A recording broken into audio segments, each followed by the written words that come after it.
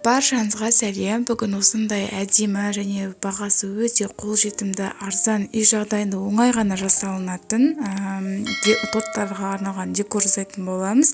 Және бұны балаларға да ешқандай зияны жоқ. Және де менің арнама тіркеліп, лайк, комментарий жазуды ұмытпаңыздар.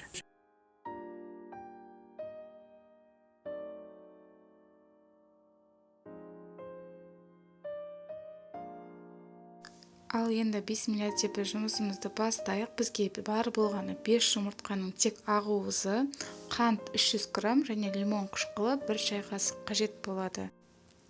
Қайнап тұрған су буатысы арқылы жасайтын боламыз. 5 жұмыртқаның ағуызын құрғақ ыдысымызға салып, 300 грамм қантымызды қосып жақсылап көбік болғанша араластырамыз. Шамамен 15-20 минут аралығын алады. Миксермен жақсылап араластырамыз.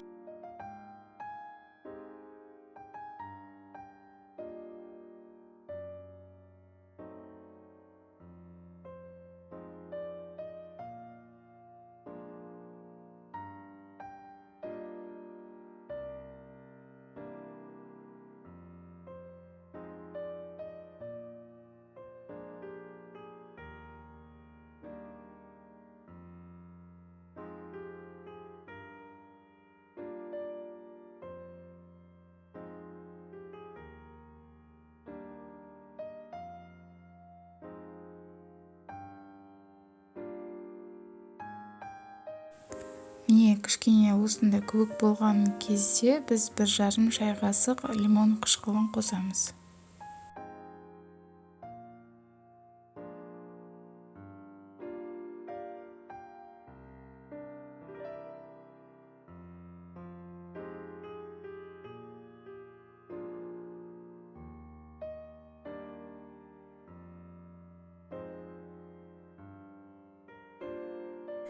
Он 15-20 минут миксермен жақсылап араластырғаннан кейін ағуызымыз осындай көлемге келеді. Біз қазір бұны насадкамен қандай формаға келтірсек те өз қалпын жақсы ұстап тұрады.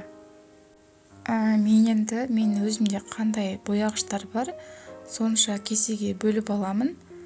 Сосын әр кесеге жеке-жеке бояғышты қосып, өзім қалаған формаға насадкаларым арқылы келтіретін боламын.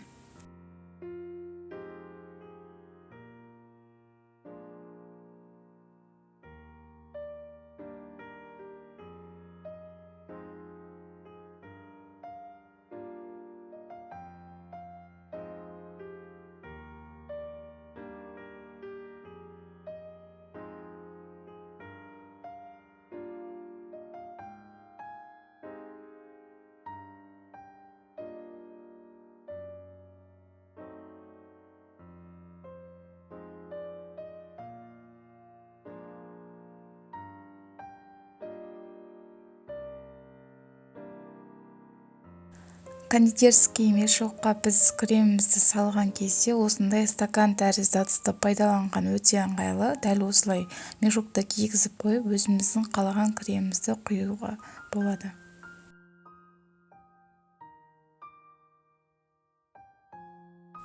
Табаныңызға осындай бумага төсеп алыңыз. Піскен кезде алуға өте ыңғайлы.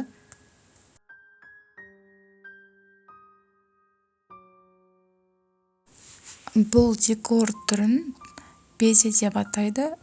Қалаған формаңызға келтіре бересіз. Өзіңіздің дизайныңыз бойынша кез келген формаға әсемдеп сала бересіз.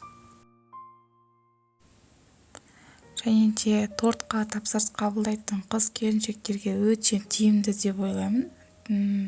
Осылай бір жасап қоясыз, және де холодильникке сақтап бірнеше тортыңызды безендіруге жеткізуге болады.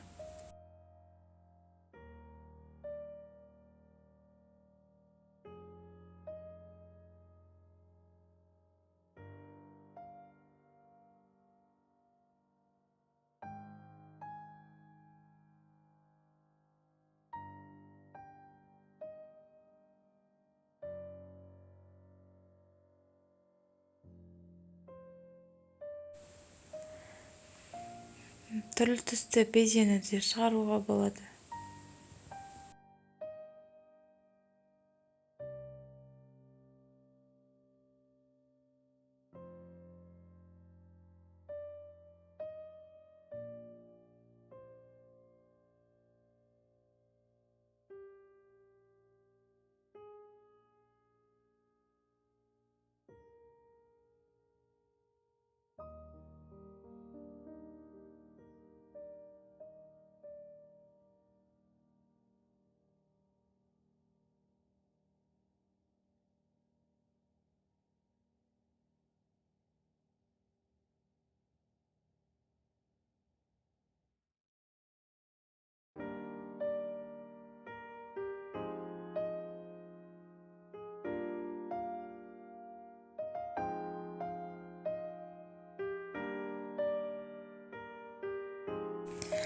Мен гүл тәріздес және алда 8 март мерекесіне 8 деген жазулы және де макарон сияқты формаларға келтірдім.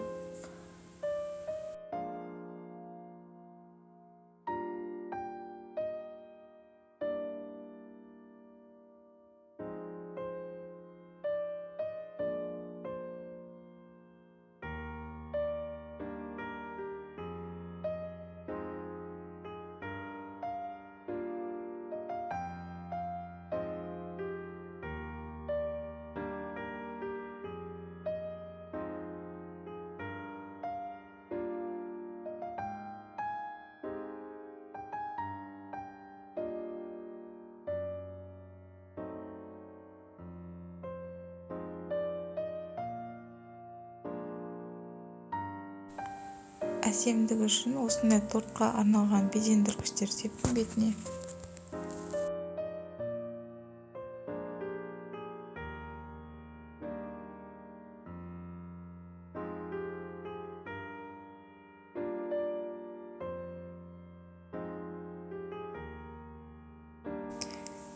Дайын болған безені 90 градуста 1,5 сағат уақыт аралығында пісіріп аламыз.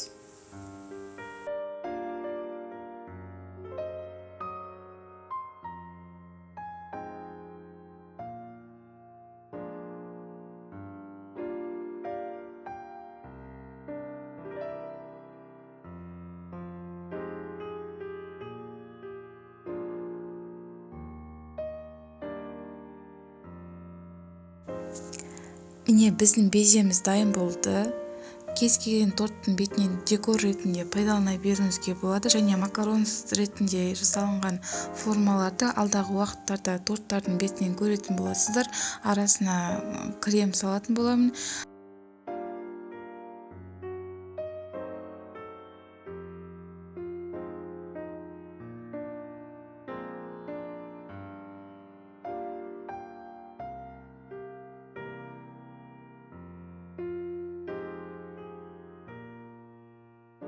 Алдағы уақыттарда да дәл осындай әдемі және қолжетімді декорлармен бөлісетін боламын. Сол үшін арнама тіркеліп алыңыздар және менің еңбегімді бағалап лайк, комментарий жазуды ұмытпаңыздар.